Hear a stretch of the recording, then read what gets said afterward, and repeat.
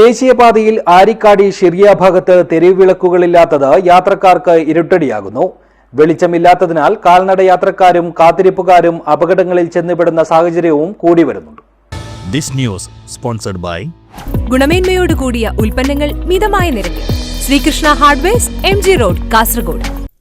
ദേശീയപാത വികസനം പുരോഗമിക്കുന്നതിനിടയിൽ ആരിക്കാടി മുതൽ ഷിറിയ വരെയുള്ള ഭാഗങ്ങളിൽ തെരുവ് വിളക്കുകളില്ലാത്തത് യാത്രക്കാരെയും കാൽനട യാത്രക്കാരെയും ഒരുപോലെ വരയ്ക്കുകയാണ്. പാതയുടെ ഇരുഭാഗങ്ങളിലും വെളിച്ചമില്ലാത്തത് രാത്രികാലങ്ങളിൽ പലതരത്തിലുള്ള അപകട ഭീഷണിയാണ് ഉയർത്തുന്നത്. ഊരാലുങ്കരെ പണി നല്ല നിലയിൽ തീർത്ത് അവരെ പണി തീർത്തു എന്നുള്ള സർട്ടിഫിക്കറ്റും വാങ്ങിക്കൊണ്ട് അവർ പോയി. ഇവിടെ ഇപ്പോഴുള്ളത് സാധാരണക്കാരെ ജനങ്ങൾക്ക് ബുദ്ധിമുട്ടുള്ള റോഡിൻ്റെ സ്ട്രീറ്റ് ലൈറ്റോ ഇല്ലാതെ ഭയങ്കര ജനങ്ങൾ ബുദ്ധിമുട്ടുന്ന കാര്യത്തിലാണുള്ളത്. ദേശീയപാത തലപ്പാടി ചെർക്കിള റീച്ചിലെ പ്രധാന ജംഗ്ഷനുകളിലൊന്നായ ആരിക്കാടി മുതൽ ഷിറിയ വരെയുള്ള ദൂരം അത്രയും സന്ധ്യ മയങ്ങുമ്പോൾ തന്നെ പൂർണ്ണമായും ഇരുട്ടിലാകുന്നു.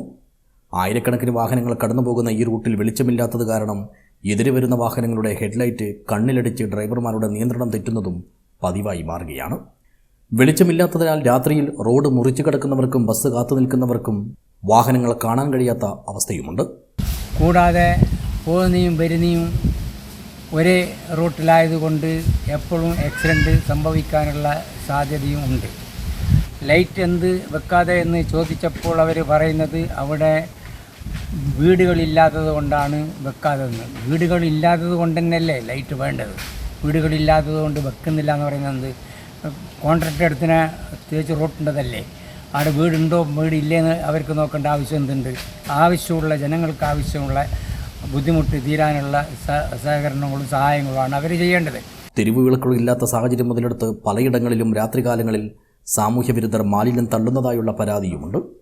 ഇതെല്ലാം കൊണ്ട് തന്നെ ദേശീയപാത അതോറിറ്റിയും പ്രാദേശിക ഭരണകൂടവും ഇടപെട്ട് ഈ ഭാഗത്ത് അടിയന്തരമായി താൽക്കാലിക ലൈറ്റുകളെങ്കിലും സ്ഥാപിക്കണമെന്നാണ് നാട്ടുകാരും യാത്രക്കാരും ആവശ്യപ്പെടുന്നത്. ആരിക്കാടിക്ക് ശ്രീയാക്ക് പോയിട്ട് അവിടെ നിന്നാണ് ഉപ്പളത്തേക്ക് പോകേണ്ടത്.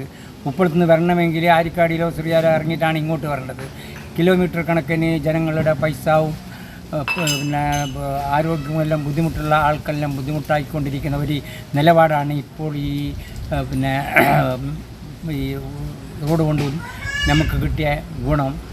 നല്ല നല്ല വാഹനങ്ങളിൽ പോകുന്ന ആൾക്കെല്ലാം നല്ല ഗുണമായിന്. അതുപോലെ സാധാരണക്കാരെയും കണക്കിലെടുത്ത് അതിനു വേണ്ടി ഒരു നിലപാട് സ്വീകരിക്കണമെന്ന് വിനീതമായ. ഇക്കാര്യത്തിലും അധികാരികൾ അവഗണന തുടരുകയാണെങ്കിൽ ശക്തമായ പ്രതിഷേധ പരിപാടികളുമായി രംഗത്തിറങ്ങാനാണ് ജനകീയ സമിതിയുടെ തീരുമാനം. News bureau, Uppala.